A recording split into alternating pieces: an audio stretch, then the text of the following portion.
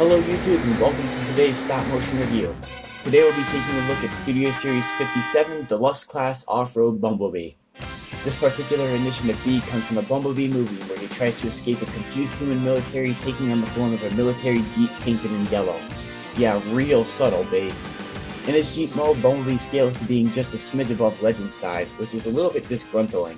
On one hand, we had Cliffjumper in about the same size, and this thing is supposed to be scale accurate, but he also came with a huge-ass gun and an obscure jet ski car reference from that one episode of G1. Well, Bumblebee comes with this, I guess. It's a little arm-mounted cannon that at least doesn't require you to rip the entire arm off. It attaches nicely to cover up but not replace the hand, much like Earthrise Hoist. Even though the vehicle mode is small, it does have a higher plastic density, or at least it feels that way. Nothing becomes hollow in the robot mode aside from one minuscule section of the inner thighs. The vehicle mode looks pretty clean for the most part, but the arm stored at the underside is really lazy in my opinion. I'm going to be a lot more critical of Studio Series because 1, I've been biased against it for so long, and 2, because they're supposed to be the definitive Movieverse figures with a hypertensive focus on screen accuracy. The nice touch about this Jeep mode, however, is the actual functioning interior. I could really picture Hasbro just saying, the hell with it, just store the arms there, bend them 90 and we'll call them seats. But they didn't do that this time. They put actual care into a cohesive, nice-looking interior, and an argument could be made even for functioning doors at the side of the vehicle due to the transformation. I really do miss the days where Hasbro made their average deluxe figures this detailed instead of stuffing robot parts in there. Deluxe Cannon Bumblebee was one of my favorite deluxes growing up because he had little seats in his Camaro mode and he was a figure made when deluxes were half the price as they are today, despite the fact they didn't make anywhere close to the same engineering advances as we have today. The transformation on this figure is actually pretty enjoyable as well. The windshield and interior just fold themselves up easily and nicely flat into the vehicle mode. The arms easily untab from the bottom, the doors open up, and the spare tire and gas canister flip back to form heel spurs. The legs split themselves apart after unclipping the foot folds down, and the legs turn themselves inside out where the wheel wells goes onto the mid-leg to fill everything out. The feet rotate to the front, the arms move out of the way for the hood of the vehicle to wind up becoming the chest.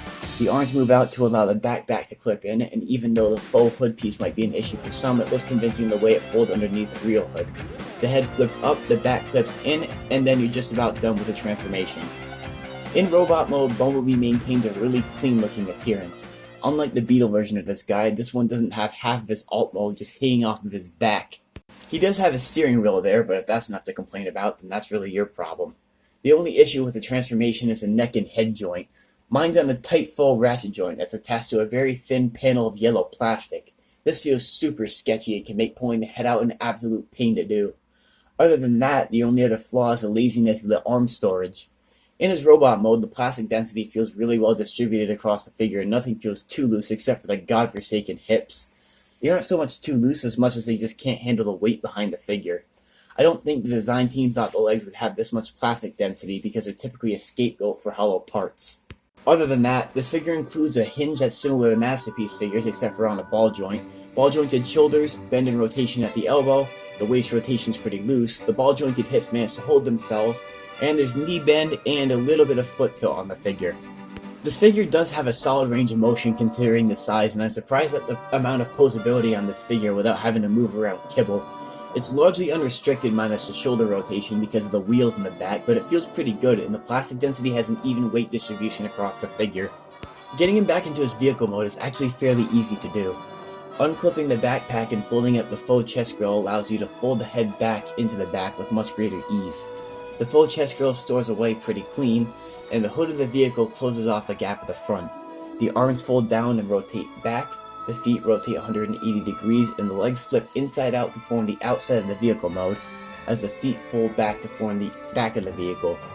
The legs clip together along with the spare tire and gas canister, and then you fold them back up. The arms clip back into the bottom, the doors close themselves up neatly, the interior folds itself back out, and there you have Bumblebee back in his very nice looking Jeep mode.